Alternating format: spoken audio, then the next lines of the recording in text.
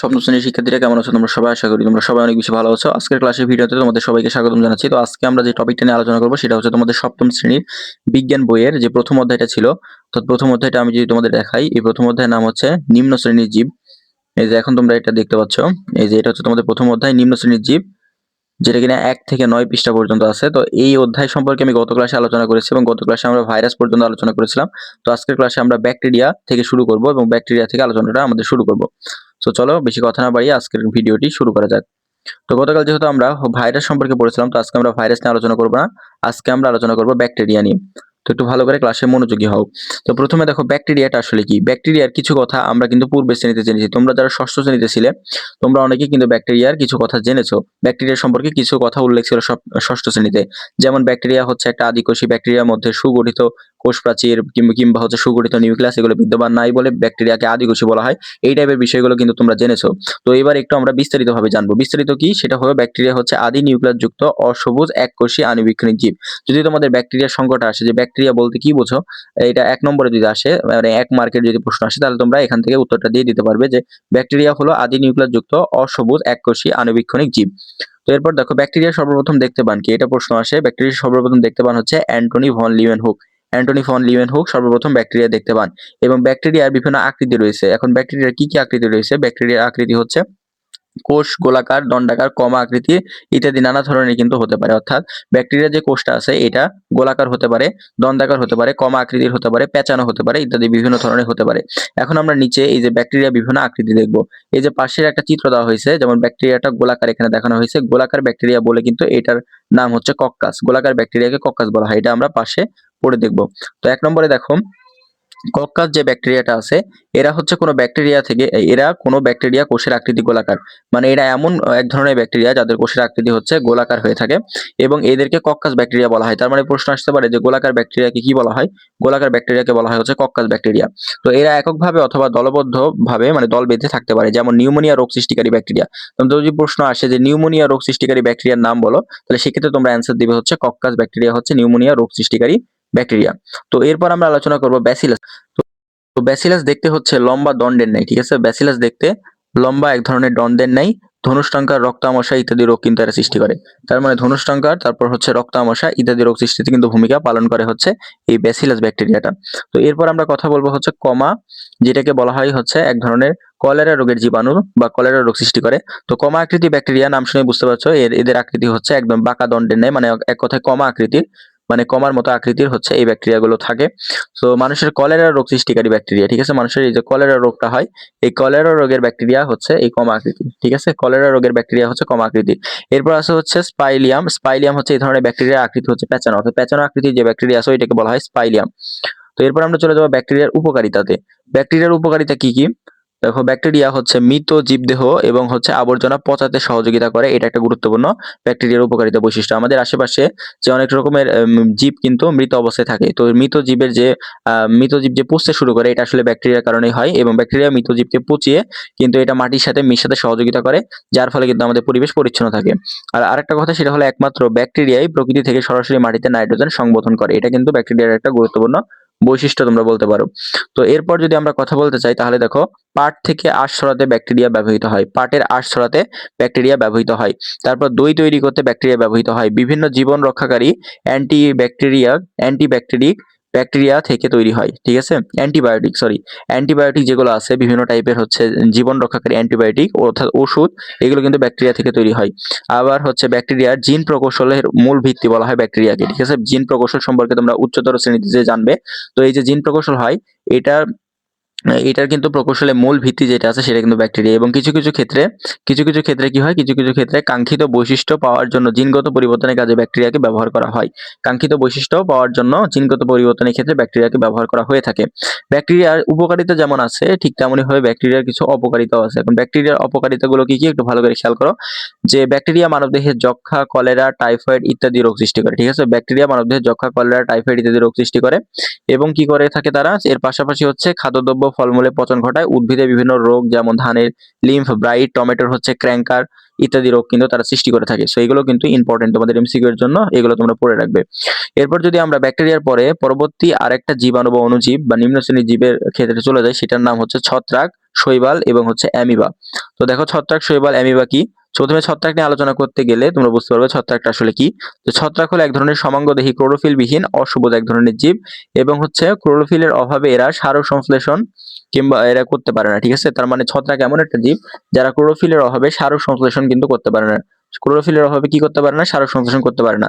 তাই এরা হচ্ছে পরভোজী। পরভোজী মানে কি, বা মৃতভোজী মানে কি, অন্যের উপর আশ্রয় নিয়ে এরা বেঁচে থাকে বা অন্যের দেহে খাদ্যের উপর নির্ভরশীল তারা।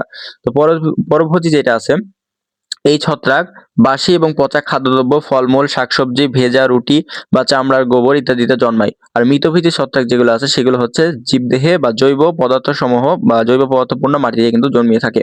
সেটা গুরুত্বপূর্ণ। এবার ছত্রাকের কিছু অর্থনৈতিক গুরুত্ব আছে, এগুলো কিন্তু খুবই গুরুত্বপূর্ণ। ছত্রাকের অর্থনৈতিক যে গুরুত্বগুলো আছে সেগুলো একটু ভালো করে খেয়াল করো। পেনিসিলিয়াম সহ বহু মূল্যবান ওষুধ ছত্রাক থেকে পাওয়া যায়। পাউরুটি তৈরিতে ইস্ট নামক ছত্রাক ব্যবহার করা হয়। তার মানে প্রশ্ন আসতে পারে যে পাউরুটি তৈরিতে কি ধরনের ছত্রাক ব্যবহার করা হয়? এটা হচ্ছে ইস্ট নামক একটা ছত্রাক ব্যবহার করা হয়। ইস্ট ভিটামিন সমৃদ্ধ বলে একে ট্যাবলেট হিসেবে ব্যবহার করা হচ্ছে। ইস্ট যেহেতু ভিটামিন সমৃদ্ধ তাই এটাকে ট্যাবলেট হিসেবে ব্যবহার করা হয়। এরপর দেখো, এগারকাস নামক এক ধরনের মাশরুম শৌখিন খাদ্য বলে বিবেচিত হয়। বর্তমানে আমাদের দেশে সহ বহু দেশে এর চাষ করা হয়। তার মানে এক ধরনের মাশরুম যেটা আমরা খাই এটাও কিন্তু ছত্রাক। তো এরপর আবর্জনা পচিয়ে মাটিতে মেশাতে কিন্তু ছত্রাকের গুরুত্বপূর্ণ ভূমিকা রয়েছে। মানুষ, জীবজন্তু, উদ্ভিদের বহু রোগের জন্য দায়ী হচ্ছে এই ছত্রাক। মানে ছত্রাক যেমন একইভাবে আমাদের উপকারী একটা জিনিস বা গুরুত্বপূর্ণ একটা জিনিস, অর্থনৈতিক গুরুত্ব রয়েছে, ঠিক তেমনি ভাবে এটা বহু রোগের জন্য দায়ী। তার মানে কি, এটার অপকারিতা বোঝাচ্ছে। দাঁত, ছুলি, তারপর হচ্ছে ছোলম, মানুষের শ্বাসনালীর প্রদাহ ছত্রাকের সংক্রমণে হয়ে থাকে। ছত্রাক আলুর বিবর্তিত ধসা রোগ, পাটের হচ্ছে কালো পাট রোগ, আখের লাল পচা রোগ ইত্যাদি সৃষ্টি করে। আখের মাঝে দেখবে তোমরা, মাঝের মধ্যে এক ধরনের লাল রঙের আস্তরণ তৈরি হয়, এটা এক প্রকারের আখের লাল রোগ, লাল পচা রোগ। তো এটা কিন্তু ছত্রাকের কারণে হয়ে থাকে। তো এরা সহজেই কাঠ, বেত বা বাঁশের আসবাবপত্র পচিয়ে আমাদের কিন্তু ক্ষতি করে থাকে। তার মানে এগুলো হচ্ছে এদের ক্ষতিকর দিক। তো এরপর আমরা ছত্রাকের সংক্রমণ প্রতিরোধকরণ যদি একটু পড়তে চাই, তাহলে দেখো ছত্রাকের কি হয়, ছত্রাকজনিত রোগ খুবই ছোঁয়াচে, অর্থাৎ আক্রান্ত ব্যক্তির সংস্পর্শে এলে এই রোগ সংক্রমিত হতে পারে। এসব রোগ থেকে নিরাপদে থাকতে যা করা দরকার তা হলো, 1 নম্বর, ছত্রাকজনিত রোগে আক্রান্ত ব্যক্তির ব্যবহৃত যে জিনিসপত্রগুলো থাকে যেমন কাপড় চোপড়, চিরুনি, টুপি, স্যান্ডেল ইত্যাদি ব্যবহার করা যাবে না। 2 নম্বর হচ্ছে ছত্রাকজনিত রোগে আক্রান্ত ব্যক্তির সংস্পর্শে আসা যাবে না, মানে সংস্পর্শে কম আসা। কারণ দেখা যাচ্ছে যে তুমি সংস্পর্শে গেলে সেক্ষেত্রে তোমার ওই জীবাণুটা পার হতে পারে। 3 নম্বর হচ্ছে ছত্রাক আক্রান্ত উদ্ভিদ ছিটানো বা উদ্ভিদ তুলে পুড়িয়ে ফেলা, অর্থাৎ যে উদ্ভিদে ছত্রাক আক্রান্ত হয়েছে ওই উদ্ভিদটাকে কি করতে হবে, ওষুধ ছেটাতে হবে অথবা ওই উদ্ভিদ তুলে পুড়িয়ে ফেলতে হবে। এরপর হচ্ছে শৈবাল। শৈবাল হলো সমাঙ্গ বর্গের একদম হচ্ছে ক্লোরোফিল যুক্ত স্বভোজী উদ্ভিদরাই হচ্ছে শৈবাল। এরা মাটি, পানি এবং অন্য গাছের উপর জন্মায়। সবুজ ছাড়াও লাল, বাদামি ইত্যাদি রঙের শৈবাল দেখা যায়। তার মানে শৈবালের রং শুধুমাত্র যে মানে সবুজ রঙের হয় এটা কিন্তু ভুল। সবুজ ছাড়াও লাল, বাদামি ইত্যাদি রঙের শৈবাল কিন্তু দেখা যায়। তো এখানে একটা শৈবালের নাম বলা হয়েছে, সেটা হচ্ছে স্পাইরোগাইরা।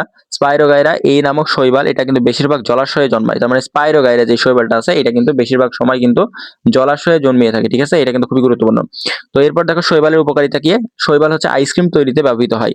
শৈবাল হচ্ছে আইসক্রিম তৈরিতে সামুদ্রিক শৈবাল অ্যালজিন ব্যবহৃত হয়। এটা কিন্তু খুবই গুরুত্বপূর্ণ তোমাদের এমসিকিউ এর জন্য, যে আইসক্রিম তৈরিতে অ্যালজিন নামক এই যে বলেছে, অ্যালজিন নামক এই শৈবালটা ব্যবহৃত হয়। এই শৈবালের নাম কিন্তু এমসিকিউ আসে যে আইসক্রিম তৈরির প্রধান উপাদান কি, তো সেক্ষেত্রে হবে যে অ্যালজিন নামক এই শৈবালটা। তো এরপর হচ্ছে সামুদ্রিক শৈবাল আয়োডিন ও পটাশিয়ামের একটি ভালো উৎস। মৎস্য চাষে শৈবাল খাদ্য হিসেবে ব্যবহৃত হয়। তো এরপর যদি আমরা আরেকটু নিচের দিকে চলে যাই, তাহলে শৈবালের কিছু অপকারিতা আছে। অপকারিতাগুলো কি কি? সেইটা হচ্ছে মানুষ ও উদ্ভিদে নানা রোগ সৃষ্টি করে। ঠিক একইভাবে অণুজীবগুলো একইভাবে আমাদেরকে মানে উপকারিতা তৈরি করছে, আমাদের জীবনে প্রভাব ফেলছে, উপকারী প্রভাব। ঠিক তেমনি ভাবে আমাদের জীবনে অপকারী প্রভাবও ফেলে, অর্থাৎ এদের উপকারিতাও আছে, একইভাবে অপকারিতাও রয়েছে। যেমন এক ধরনের শৈবাল যেটা চা পাতার রেড ব্লাস্ট রোগ সৃষ্টি করে। জলাশয়ে শৈবালের আধিক্য দেখা দিলে জলজ প্রাণী ও মাছের অক্সিজেনের অভাবেই মারা যেতে পারে। এরপর হচ্ছে অ্যামিবা সম্পর্কে যদি পড়ি, এখানে পাশের চিত্রে একটা অ্যামিবার ছবি দেওয়া হয়েছে। চিত্রে এখানে তোমরা দেখতে পাচ্ছ যে ছবিটা দেওয়া হয়েছে, এটা আসলে অ্যামিবার এক ধরনের ছবি, এবং অ্যামিবার হচ্ছে আণুবীক্ষণিক গঠনের, যে নিচে তোমরা দেখতে পাবে অ্যামিবার হচ্ছে আণুবীক্ষণিক গঠনের একটা চিত্র কিন্তু এখানে দেওয়া হয়েছে। তো আমরা অ্যামিবা সম্পর্কে পড়তে যাবো। তো অ্যামিবা কোন রাজ্যের জীব? অ্যামিবা হচ্ছে প্রতিষ্ঠা রাজ্যের সদস্য। ঠিক আছে, প্রতিষ্ঠা রাজ্যের সদস্য এবং হচ্ছে এককোষী জীব। এদের দেহ হচ্ছে ক্ষুদ্রাকার, আণুবীক্ষণিক যন্ত্র ছাড়া এদের দেখা যায় না। তার মানে এতটুকু আমরা বুঝলাম যে অ্যামিবা হচ্ছে প্রতিষ্ঠা রাজ্যের এক ধরনের সদস্য জীব, এবং এরা এতটাই ক্ষুদ্র যে আণুবীক্ষণিক যন্ত্রের সাহায্য ছাড়া এদেরকে কিন্তু দেখা যায় না। তো এরপর কি বলেছে, যে এরা প্রয়োজনে আঙ্গুলের মতো অভিক্ষেপ, এদের যে দেহে যে এই যে আঙ্গুলের মতো অভিক্ষেপ গুলো আছে, যে এগুলো চিত্রে আমি দেখাচ্ছি, এগুলো আঙ্গুলের মতো অভিক্ষেপ যেটা আছে এগুলোকে বলা হয় হচ্ছে ক্ষণপথ। তার মানে চিত্রে যেটা দেখালাম এগুলোকে বলা হয় হচ্ছে ক্ষণপথ। তো এর সাহায্যে অ্যামিবা খাদ্য গ্রহণ চলাচল করে থাকে। এদের দেহে পানি গহ্বর, খাদ্য গহ্বর ও সংকোচন গহ্বর কিন্তু থাকে। এদের সারা দেহে একটি পাতলা ও স্বচ্ছ পর্দা দ্বারা ঘেরা থাকে। একে প্লাজমা লেমা বলা হয়। অর্থাৎ এই সারা দেহে চারিদিকে যে আবরণ থাকে এই আবরণকে বলা হয় হচ্ছে প্লাজমা লেমা। ঠিক আছে, এগুলো খুবই গুরুত্বপূর্ণ। আর আরেকটা কথা সেটা হচ্ছে এরা সাধারণতভাবে পানিতে, স্যাঁতসেঁতে মাটিতে, পুকুরের তলার পচা জৈব আবর্জনার মধ্যে কিন্তু সাধারণতভাবে অ্যামিবাগুলো জন্মিয়ে থাকে। তো এটা একটা গুরুত্বপূর্ণ উপাদান। পাশের এই চিত্রটা, এটা অ্যামিবার চিত্র। তো এরপর আমরা অ্যান্টামিবা সম্পর্কে জানবো। অ্যান্টামিবা হচ্ছে প্রতিষ্ঠা রাজ্যে অ্যামিবার মতো আরেকটা জীব। দেখো, অ্যান্টামিবা হচ্ছে প্রতিষ্ঠা রাজ্যভুক্ত আরেক ধরনের এককোষী জীব। খালি চোখে এদের দেখা যায় না, মানে এরা অত্যন্ত ক্ষুদ্র। তো এদের দেহের কোনো নির্দিষ্ট আকৃতি নেই, কারণ এরা সর্বদা অ্যামিবার মতো আকার আকৃতি পরিবর্তন করতে পারে, মানে পরিবর্তন করে থাকে আসলে। তো এদের দেহ স্বচ্ছ জেলের নাই, তবে কখনো কখনো প্রতিকূল পরিবেশে এরা গোলাকার শক্ত আবরণে নিজের দেহকে ঢেকে ফেলে। এই অবস্থাকে সিস্ট বলে। অনেক সময় প্রশ্ন আসতে পারে যে সিস্ট আসলে কি। তো প্রতিকূল পরিবেশে, আমি এটা আর একটু অন্য কালি দিয়ে দেখাই তাহলে তোমরা বুঝতে পারবে যে সিস্ট আসলে কি। একটু ভালো করে খেয়াল করো যে কখনো কখনো প্রতিকূল পরিবেশে এই অ্যান্টামিবা নামক প্রাণীরা প্রতিকূল পরিবেশে গোলাকার শক্ত আবরণে নিজের দেহগুলোকে ঢেকে ফেলে এবং এটাকে সিস্ট বলা হয়। ঠিক আছে, তাহলে প্রশ্ন যদি আসে সিস্ট কাকে বলে তাহলে এই অ্যান্সারটা তোমরা দিয়ে দিবে। এবং নিচে যে চিত্রটা দেখতে পাচ্ছ এইটা হচ্ছে সাধারণতভাবে অ্যান্টামিবা প্রাণীর চিত্র। ঠিক আছে, অ্যান্টামিবা প্রাণীর চিত্র হচ্ছে এইটা। এখানে ক্ষণপদ আছে, তারপর হচ্ছে প্লাজমা লেমা আছে, নিউক্লিয়াস আছে, ব্যাকটেরিয়া আছে, লোহিত রক্তকণিকা আছে। এই চিত্রগুলো তোমরা ভালো করে দেখে নেবে এবং বাসায় নিজে নিজে আঁকার প্র্যাকটিস করবে। তো দেখো, পরজীবী হিসেবে এরা কি করে থাকে। এরা পরজীবী হিসেবে মানুষ, বানর জাতীয় প্রাণী যেগুলো আছে, তারপর হচ্ছে বিড়াল, কুকুর, শূকর, তারপর ইঁদুরের বৃহদন্তে এরা বসবাস করে। বৃহদন্ত হচ্ছে আমাদের দেহের মধ্যে এক ধরনের পরিপাকের অঙ্গাণু। সো এটাকে বলা হয় আসলে বৃহদন্ত। এরপর দেখো, অ্যান্টামিবা কোষ বিভাজন ও অণুজীব স্পোর সৃষ্টির মাধ্যমে এরা আসলে বংশ বিস্তার করে থাকে, মানে স্পোর সৃষ্টি করে এবং তার মাধ্যমে এরা কিন্তু বংশ বিস্তার করে থাকে। এবং স্পোরুলেশন পদ্ধতিতে একটি কোষের প্রোটোপ্লাজম বহু খণ্ডে বিভক্ত হয়ে ক্ষুদ্র ক্ষুদ্র অণুজীব বা স্পোর গঠন করে। অনুকূল পরিবেশে এরা প্রত্যেকে একটি নতুন অ্যামিবা হিসেবে বড় হয়। অ্যান্টিমিবা এক ধরনের আমসা রোগের জন্য দায়ী এবং এই রোগকে বলা হয় অ্যামিবিক আমসা। ঠিক আছে, তার মানে অ্যান্টিমিবা কি এক ধরনের আমসা রোগের জন্য দায়ী, এটা কিন্তু পরীক্ষা আসতে পারে। ঠিক আছে, অ্যান্টিমিবা এক ধরনের আমসা রোগের জন্য দায়ী। এটা কিন্তু খুবই খুবই গুরুত্বপূর্ণ। আমি যেগুলোকে নোট করতে বলছি এগুলো তোমরা খাতার মধ্যে দাগিয়ে কিন্তু মার্ক করে নেবে। তো এরপর দেখো, এই রোগে আক্রান্ত রোগীর দেহে জীবাণুর কোনো লক্ষণ প্রকাশ পায় না। মানে এই যে অ্যান্টামিবা যে এক ধরনের আমসা রোগের জন্য দায়ী, এই অ্যামিবিক আমসা, এই রোগে আক্রান্ত দেহে জীবাণুর কোনো লক্ষণ প্রকাশ পায় না। অ্যামিবিক আমসা সম্পূর্ণভাবে নিরাময় করা খুবই কঠিন। উপযুক্ত চিকিৎসকের পরামর্শ নিলে, ওষুধ খেলে এই রোগ সেরে যায়। তার মানে এই ধরনের রোগ যদি আমাদের শরীরে হয়ে থাকে তাহলে আমাদের অবশ্যই চিকিৎসকের পরামর্শ অনুযায়ী কিন্তু ওষুধ গ্রহণ করতে হবে। তো এরপর দেখি স্বাস্থ্য ঝুঁকি সৃষ্টিতে অণুজীবের ভূমিকা। এটাই সম্ভবত লাস্ট তোমাদের পার্ট, এটা পড়লে তোমাদের কমপ্লিট হয়ে যাবে। তো দেখো, আচ্ছা আমি একটু দেখে নিই, এটাই সম্ভবত লাস্ট। ও এরপর আরেকটা আছে, মানবদেহে অণুজীব সৃষ্ট স্বাস্থ্য ঝুঁকি প্রতিকার, তারপরেই শেষ। আচ্ছা, আর বেশিক্ষণ সময় লাগবে না। তো দেখো, স্বাস্থ্য ঝুঁকি সৃষ্টিতে অণুজীবের কি কি ভূমিকা আছে একটু ভালো করে খেয়াল করো। যে ব্যাকটেরিয়া, জীবাণু দেহ অভ্যন্তরে বিভিন্ন প্রক্রিয়ায় প্রবেশ করতে পারে। অপরিষ্কার হাত জীবাণুর জন্য একটি সুবিধাজনক বহন। তোমরা যদি অপরিষ্কার হাতে কোনো খাবার খাও তাহলে তোমাদের অপরিষ্কার হাতে যে জীবাণুগুলো থাকে ওগুলো তোমার দেহের ভেতরে চলে যেতে পারে। সুতরাং যার মাধ্যমে সহজে এরা মুখ গহ্বরে ঢুকে যেতে পারে, যা আমাদের দেহের মধ্যে ঢুকে প্রবেশ করে এরকম আমাদের ক্ষতি সাধন করতে পারে। তাই পরিষ্কার পরিচ্ছন্নতা সবসময় অবলম্বন করতে হবে আমরা যদি এই টাইপের অণুজীবের কাছ থেকে যদি বেঁচে থাকতে পারি। ঠিক আছে, আর আমরা যে জামা কাপড় ব্যবহার করি তাতে লেগে থাকা ব্যাকটেরিয়া স্পোর স্থানান্তরিত হতে পারে। এরপর দেখো, এরপর হচ্ছে বাতাসে যে ধুলাবালি উড়ে তার সাথে অতি সহজে ব্যাকটেরিয়া বা তার স্পোর এক স্থান থেকে অন্য স্থানে যেতে পারে। হাত মেলানোর মাধ্যমে ব্যাকটেরিয়া একজন থেকে অন্যজনে অতি সহজে স্থানান্তরিত হতে পারে। পচা ও বাসি খাদ্যের মাধ্যমে জীবাণু সহজে ছড়ায়।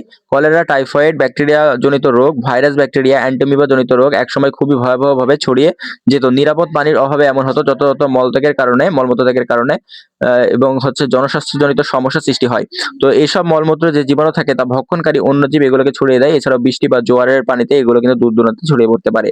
তো এই যে বিষয়গুলো বলা হয়েছে এগুলো হচ্ছে সাধারণত ভাবে স্বাস্থ্য ঝুঁকি সৃষ্টিতে। ঠিক আছে, স্বাস্থ্য ঝুঁকি সৃষ্টিতে আমাদের অণুজীবের যে ভূমিকাটা আছে ওইটার কথা কিন্তু এখানে উল্লেখ করা হয়েছে। সো এই বিষয়গুলো আমাদের খুবই গুরুত্বপূর্ণ, গুরুত্ব দিয়ে আমরা পড়বো। আর এরপরে দেখো, এখানে আমি একটা গুরুত্বপূর্ণ টপিক উল্লেখ করব। এখানে বলেছে যে ভাইরাস দ্বারা আক্রান্ত হলে অনেক সময় 2 থেকে 3 দিনে এমনি এমনি রোগ সেরে যেতে পারে। যদি না সেরে যায় সেক্ষেত্রে চিকিৎসকের পরামর্শ নিতে হবে। আর হাঁচি, কাশি, কফ, থুতু ইত্যাদি সর্দি কাশির মাধ্যমে ভাইরাস ছড়ায়। তো এই বিষয়গুলোকে আমাদের খেয়াল রাখতে হবে। এরপর হচ্ছে মামস, হাম, বসন্ত ইত্যাদি খুবই কষ্টকর রোগ। তো এইগুলো কিন্তু ভাইরাস জনিত রোগ। তো এইগুলো কিন্তু মার্ক করতে হবে তোমাদের, এগুলো তোমাদের বইয়ের মধ্যে মার্ক করে নাও, এগুলো কিন্তু পরীক্ষায় আসে। তো এইগুলো এগুলো কিন্তু গুরুত্বপূর্ণ। আর ভাইরাস জনিত এইসব রোগ কিন্তু বাতাসের মাধ্যমে ছড়ায় এবং আমাদের শ্বাসনালীতে প্রবেশ করে। সুতরাং এসব নানা ভাইরাসের সুস্থ দেহে কিন্তু প্রবেশ করতে পারে। তো এটা একটা গুরুত্বপূর্ণ। তো এরপর দেখো সর্বশেষ টপিক পার্ট 10 আজকের টপিক, সেটা হলো মানবদেহে অণুজীব সৃষ্টি ও স্বাস্থ্য ঝুঁকি প্রতিরোধ এবং প্রতিকার। তো এই বিষয় সম্পর্কে এখন আমরা আলোচনা করব।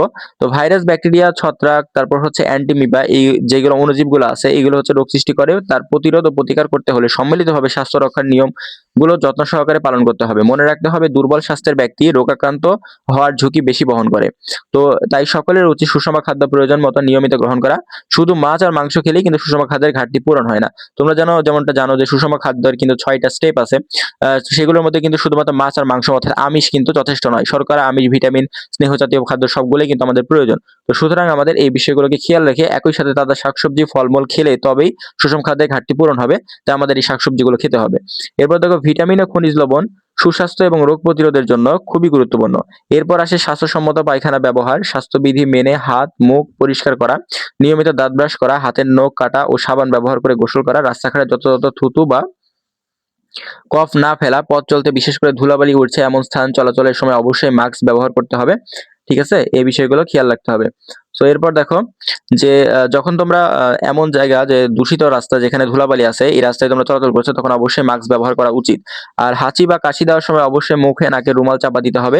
রুমালে সর্দি মুছলে অবশ্যই বাসায় ফিরে তা ধুয়ে ফেলতে হবে। তোমাদের সম্ভব হলে এই যে বিষয়গুলো উল্লেখ করে দেওয়া হয়েছে এই সবগুলো টপিক তোমাদেরকে মানতে হবে যদি তোমরা এই টাইপের রোগগুলো আসলে প্রতিরোধ করতে চাও। তো তোমরা এগুলো নিজ দায়িত্বে রিডিং পড়ে নেবে। আর এখানে আরো একটা গুরুত্বপূর্ণ কথা বলা হয়েছে, সেটা গরু মহিষে আক্রান্ত একটা রোগ, সেটা হলো ম্যাড কাউ এবং অ্যানথ্রাক্স। এগুলো সাধারণত ভাবে গরু মহিষে আক্রান্ত হয়। তো এগুলো তোমাদের এমসিকিউ এর জন্য খুবই ইম্পর্টেন্ট প্রশ্ন।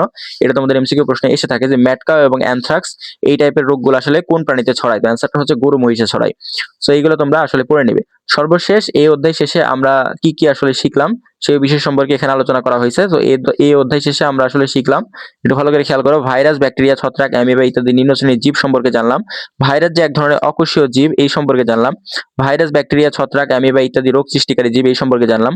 পানি, বায়ু, অপরিচ্ছন্ন হাত রোগ জীবাণু ছড়ায় এই সম্পর্কে জানলাম এবং স্বাস্থ্যসম্মতভাবে জীবন রোগ প্রতিরোধ করে এই সম্পর্কে আমরা আজকের ক্লাসে জানলাম। তো আগামী ক্লাসে আমরা এই অধ্যায়ে যে নমুনা প্রশ্নগুলো আছে এই নমুনা প্রশ্নগুলো সলভ করে দেওয়ার চেষ্টা করবো এবং সৃজনশীল প্রশ্ন 1 যেটা আছে এটাকে আমরা সলভ করে দেওয়ার চেষ্টা করবো। তো দেখা হবে পরবর্তী সেই নতুন কোনো ভিডিওতে। সে পর্যন্ত সবাই ভালো থাকবে।